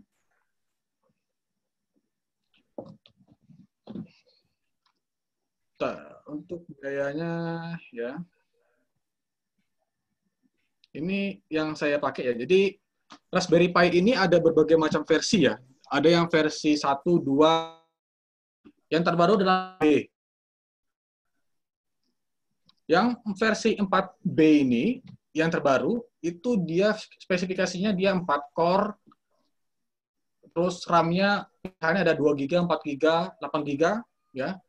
Nah, harganya, kalau cuma Raspberry Pi-nya aja, yang saya pakai ini harganya sekitar 790.000, ya, Raspberry Pi-nya. Tapi Raspberry Pi ini nggak bisa berdiri sendiri, dalam artian tetap harus punya chargernya, terus harus punya kipasnya segala macam. Nah, totalnya sekitar untuk Raspberry Pi-nya doang 1,2 juta, ya. Nah, untuk router Wi-Fi-nya ya tentu berlangganan IndiHome, ya. Kalau saya pakai paket yang 20 megabit, per bulannya saya bayar 310.000, ya. Nah, kalau switch-nya itu opsional, ya. Dalam artian teman-teman nggak perlu pakai switch, nggak apa-apa. Bisa pakai Wi-Fi IndiHome, tinggal dihubungkan ke Wi-Fi Raspberry Pi. Cuman, masalahnya ketika saya mau streaming film dari saya, itu lambat. Kenapa? Karena bandwidth-nya kecil. Maksimal download cuma 2 MB. Ya. Makanya saya pakai switch, dan saya pakai kabel Cat6, ya, supaya dia aksesnya lebih halus, lebih lancar, ya. Karena kalau saya pakai switch sama kabel ini, kecepatan download, ya, komunikasi antara Raspberry Pi sama komputer saya itu bisa sampai 30 MB. Ya, jadi sangat-sangat signifikan perbedaannya, ya. Nah, kemudian kalau komputer ini untuk admin, ya bisa kayak laptop, ya, nggak perlu banyak-banyak amat. Nah, kalau ESP8266 ini murah, ya, paling cuman berapa? 30-40 ribu, ya, 30-40 ribuan bisa dapat, ya, segala macam seperti ini. Jadi kalau total itu saya habis sekitar 2 jutaan untuk membangun servernya, ya, servernya ini. Belum nanti kalau misalnya teman-teman beli switch-nya, beli lampu IoT-nya, nah itu bisa bervariasi. Contoh kalau switch Xiaomi, ya, switch Xiaomi itu kalau nggak salah harganya 300.000-an, ya, satu switch wall switch-nya, ya. Terus kalau pengen beli lampu IoT-nya, itu kalau pakai yang Philips sekitar berapa ya? 100.000 apa 300.000 tuh harganya. Kalau mau yang murah pakai yang versi Bardi, yaitu untuk smart home-nya. Nanti kita bisa komunikasikan dia dengan Raspberry Pi. Seperti itu. Jadi ini basicnya dulu. Baru pakai yang versi alat IoT-nya. Jadi kalau teman-teman cari di Tokopedia itu, ya, atau di mana, ya? Oke. Misal Xiaomi Wall, ya. Nah, kalau yang si Xiaomi Wall Switch ini, dia, loh, nggak kamu. Mas Switch.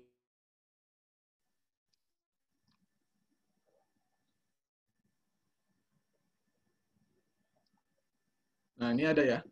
Dan ini switch ya, switch tembok yang untuk nyalain lampu itu, ini semua Zigbee ya. Kalau kita pakai Zigbee, maka nanti kita pakai lagi namanya gateway-nya, pakai gateway Zigbee. Nah, ini nanti kita bisa hubungkan dengan home. Ini harganya bervariasi, ada yang harga segini segala macam. Ini masalah selera. Ini Bardi, terus saat aplikasi Bardi, maka kita nggak bisa menggabungkan dia dengan perangkat lain atau dari segala macam atau dari Philips ya. Tapi kalau pakai Home Assistant kita bisa gabungkan dia dengan perangkat lain, misalnya Bardi gabung Xiaomi gabung Philips seperti itu. Jadi makanya saya lebih nyaman menggunakan smart home menggunakan Home Assistant ya karena dia jauh lebih luas penggunaannya. Oke, Mas Denny, ini private ya, jadi saya akan bacakan. Oke. Oh ya, jadi yang saya keluarkan itu biayanya itu hanya untuk beli hardware-nya aja. Ya.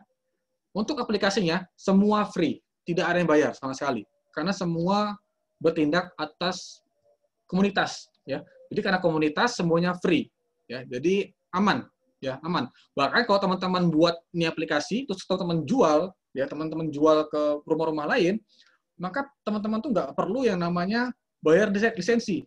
Ya, jadi itu lebihnya kita menggunakan aplikasi yang open source ya, yang terbuka untuk umum. Oke, Mas Denny, apakah selama saya menjalankan ya saya sendiri dan menjalankan sistem IoT yang Anda bangun, tadi sepenuhnya setiap aplikasi bukan. Nah, untuk aplikasi basis datanya itu ini Mas. Jadi di Raspberry Pi ini semua aplikasinya itu dijalankan di Raspberry Pi. Jadi nggak ada pihak ketiga. Saya nggak pakai server luar. Saya hanya menggunakan server di Raspberry Pi saya sendiri. Nah, jadi aplikasi semua ini, ya, terutama yang MySQL nih, semua data saya itu disimpan di Raspberry Pi saya sendiri.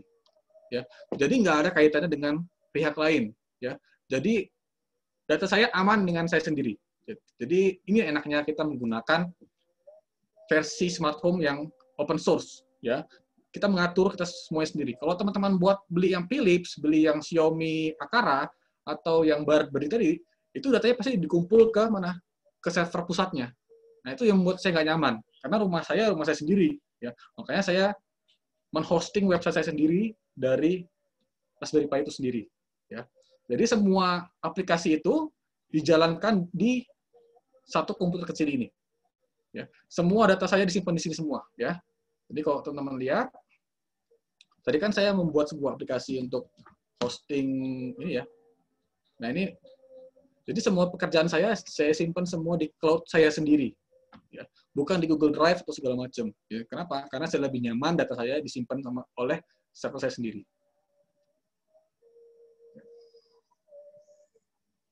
Nah, ini bisa ya. Nah, seperti ini.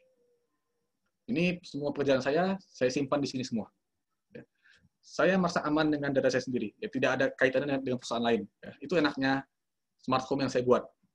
Oke, kemudian Mas Teguh, ya. Oke, teman. Nah ini ya. Tadi kan sempat singgung mengenai posisi HP kita segala macam. Bagaimana teknisnya? Nah, jadi yang smart home ini yang saya buat ini, jadi nanti ada aplikasinya. Jadi di Android itu kalau teman-teman cari di Play Store itu ada namanya Home Assistant. Ya, itu kalau di-download kita hubungkan dengan server Raspi saya, nanti secara otomatis semua isi HP saya itu kan disinkronisasikan ke server saya. Makanya nanti akan muncul posisi saya di mana segala macam, terus kondisi baterainya sampai langkah saya berjalan pun saya bisa ketahuan di ini. Seperti itu. Jadi ini jadi kalau menghubungkannya ya, coba saya hubungkan dulu. Sebentar.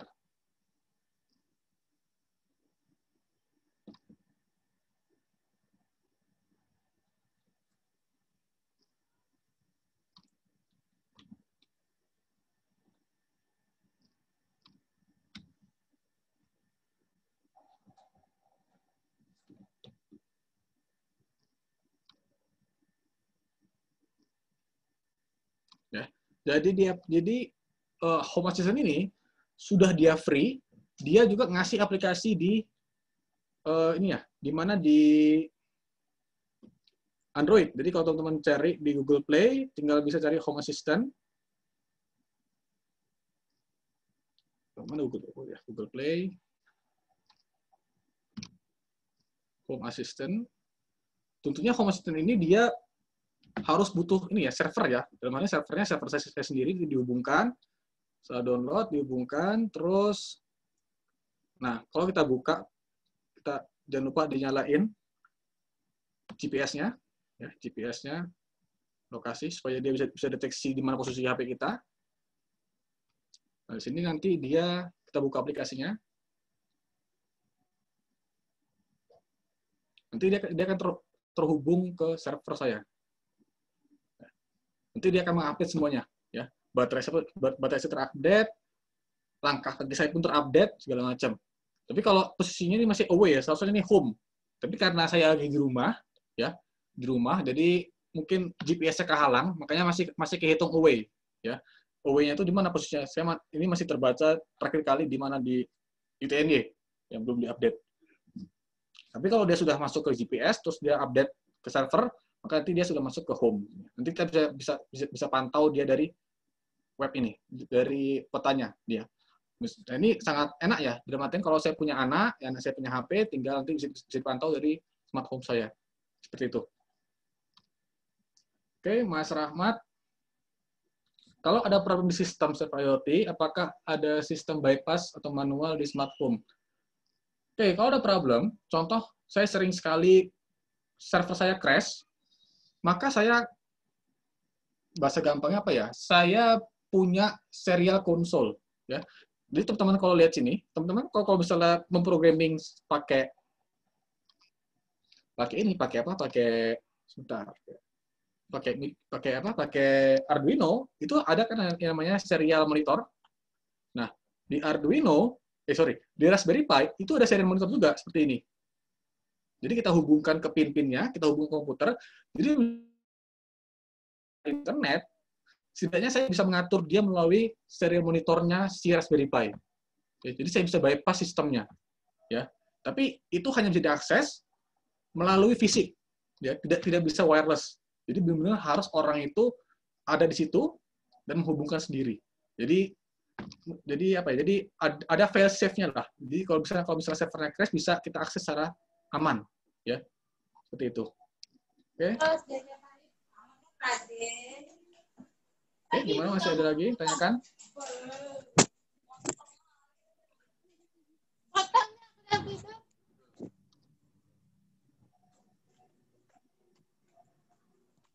Oke, Mas Kurniawan, coba ditawarkan, masih ada yang tanyakan? Ya, silakan bagi yang ingin bertanya, silakan masih ada kesempatan. Teman-teman, saya kasih linknya ya, ntar teman-teman bisa cek sendiri ya. Makanya dua. Kalau teman-teman pengen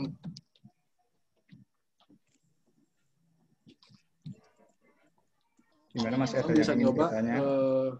My Home.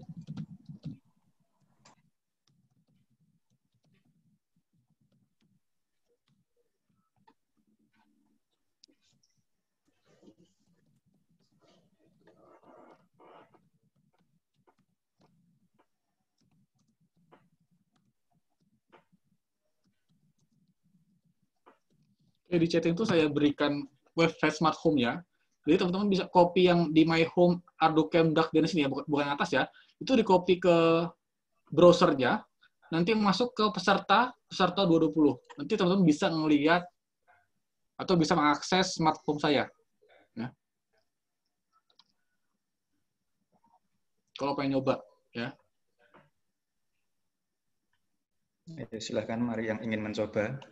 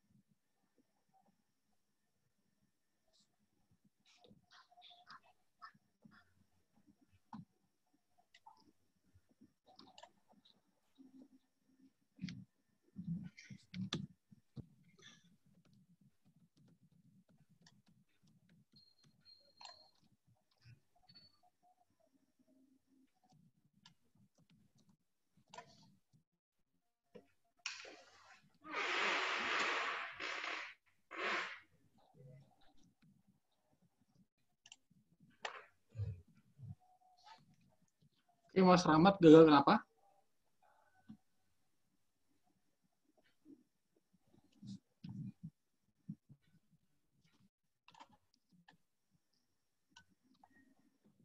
Ya, yang sudah coba ya itu bisa bisa dicek, bisa dipantau semuanya segala macam.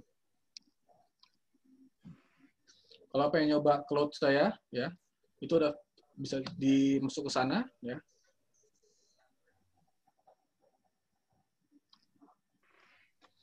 Oke, Mas Kurniawan, saya serahkan kepada jenengan, ya.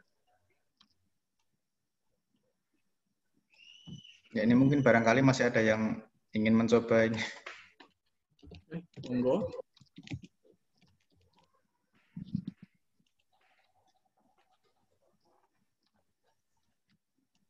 Atau barangkali ada yang ingin bertanya lagi.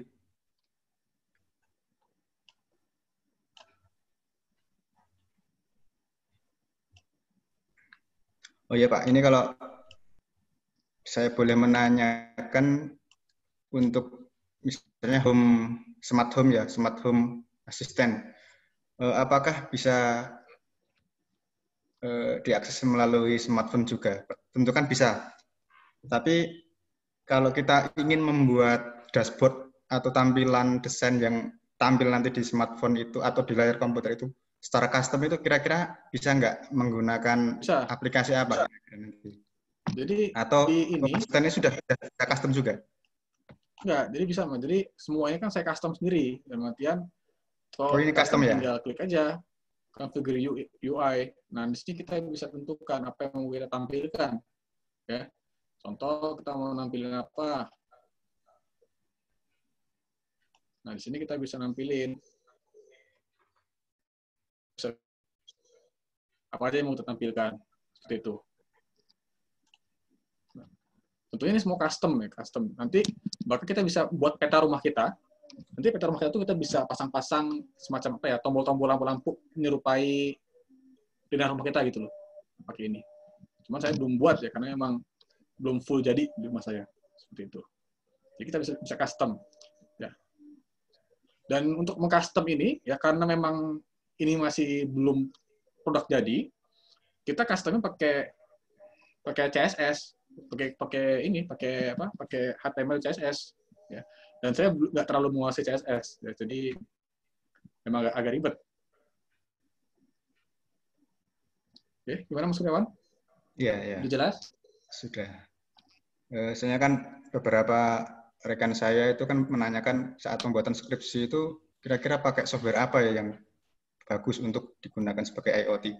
Kebanyakan mereka diarahkan ke Blink. Jadi Blink itu kan benar-benar kita nggak bisa ngapa-ngapain selain menggunakan. Jadi nggak bisa desain, nggak bisa custom, cuma bisa memakai Ya, aja. Ya kan? karena Blink, saya juga pengalaman pakai Blink ya. Blink itu ya sudah di smartphone doang, tidak bisa akses ke tempat lain. Dan berarti kita nggak bisa pakai komputer segala macam toh. Dan juga Blink itu semacam free ya, tapi bersyarat. Ya. Ya. Kalau kita pengen lebih lanjut kita bayar. Ya, seperti itu. Nah, untuk Home Assistant semua free ya. Kalau teman-teman merasa baik hati pengen nyumbang, monggo silakan nyumbang ke kreatornya ya. Jadi ketika saya bilang GitHub ya, GitHub ini. Nah, ini aplikasi tempat ngumpulnya para orang-orang programmer open source ya. Dalam hal ini coba ya masuk ke GitHub-nya si siapa si Home Assistant ya, Home Assistant. Kita coba masuk. Nah, di sini kita masuk.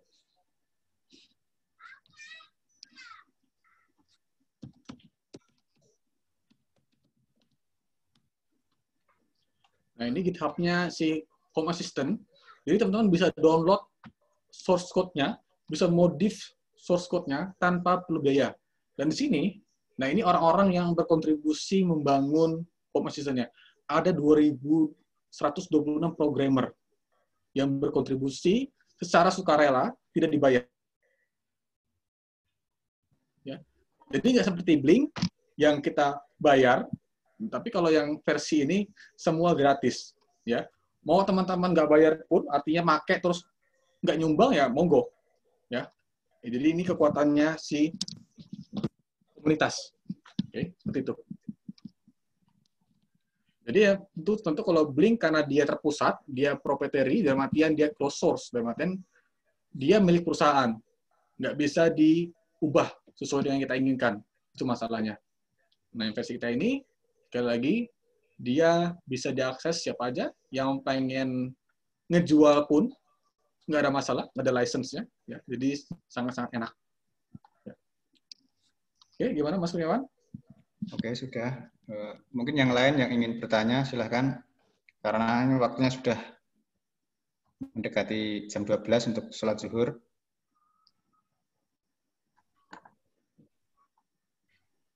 Masih ditunggu bagi yang ingin bertanya. Atau kalau yang ingin belajar lebih lanjut.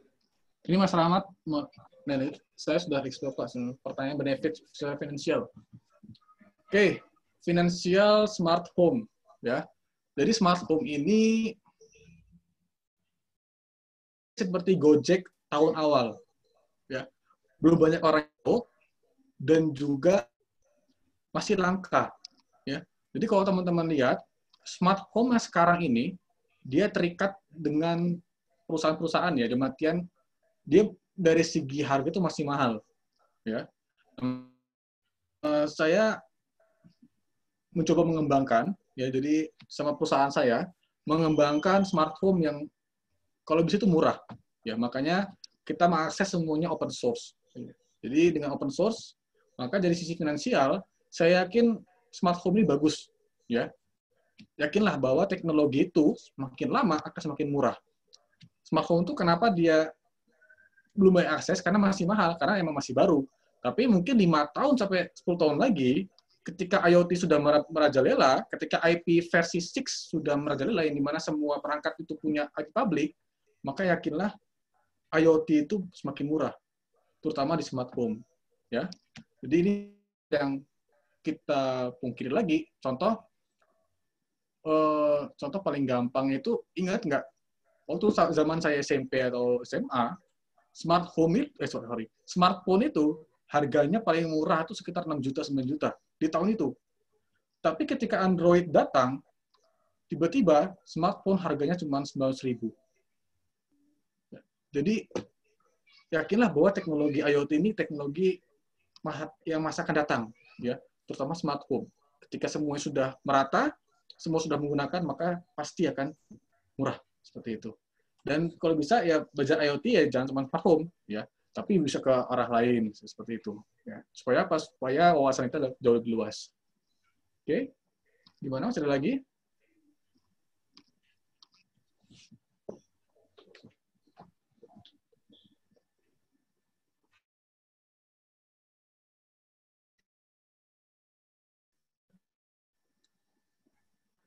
Oke, gimana? Masih ada yang ingin bertanya? Monggo. Ya, silahkan bagi yang ingin bertanya.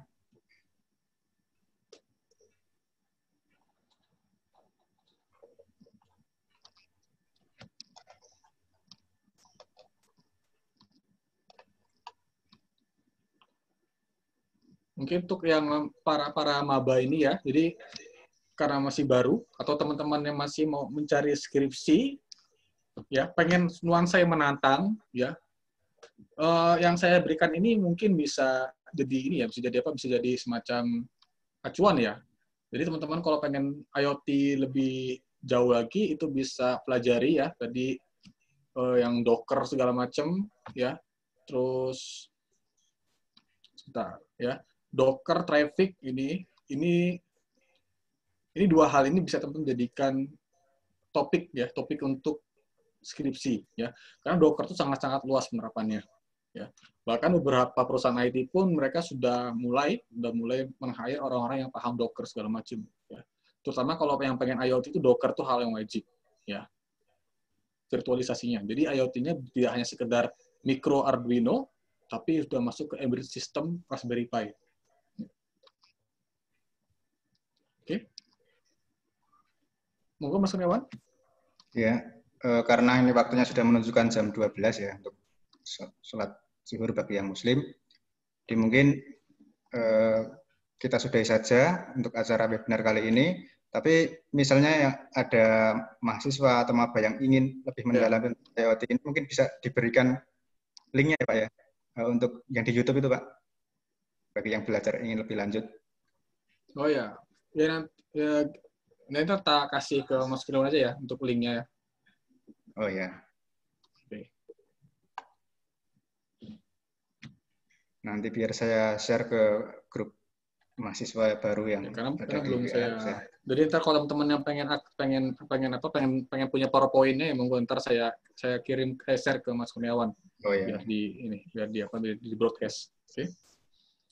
Ya, baik. Terima kasih atas penjelasannya dari Bapak Gilang tentang penerapan IoT ini untuk smart home, yang mana smart home ini bisa diaplikasikan secara luas untuk keperluan kita. Jadi untuk lebih jelasnya nanti Bapak Gilang akan mengirimkan kopian dari PowerPoint beliau yang sudah digunakan untuk menjelaskan, dan beberapa link untuk tutorial-tutorial di YouTube ataupun di channel lain yang bisa digunakan untuk mendalami dari pembelajaran IoT ini. Baik, terima kasih. Waktu dan kesempatan saya berikan ke Mas Dani sebagai host. Baik, terima kasih Pak Gilang Bagus karena untuk penjelasannya, dan terima kasih dari Mas Kurniawan telah memandu acara pada siang hari ini. Baik, untuk teman-teman mungkin ini kita sudah mencapai di penghujung acara pada webinar pada kali ini. Sangat banyak manfaat yang sudah kita dapat dari materi pada pagi hari ini. Mungkin sebelum ditutup, mungkin kita bisa berdoa bersama, karena tadi awal kita buka dengan berdoa. Sebelum kita akhiri mungkin kita bisa berdoa kembali. Sebelumnya mari kita berdoa kepercayaan dan keyakinan kita masing-masing. Berdoa dipersilahkan.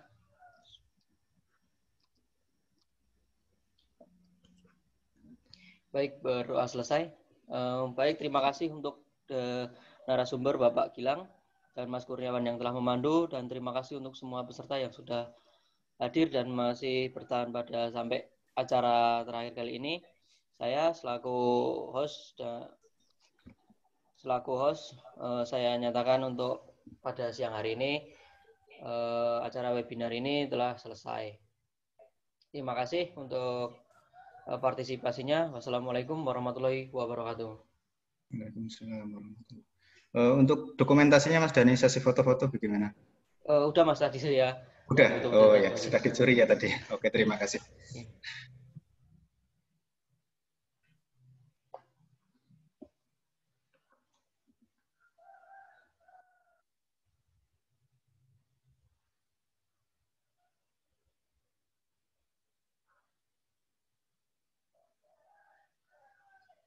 Oke.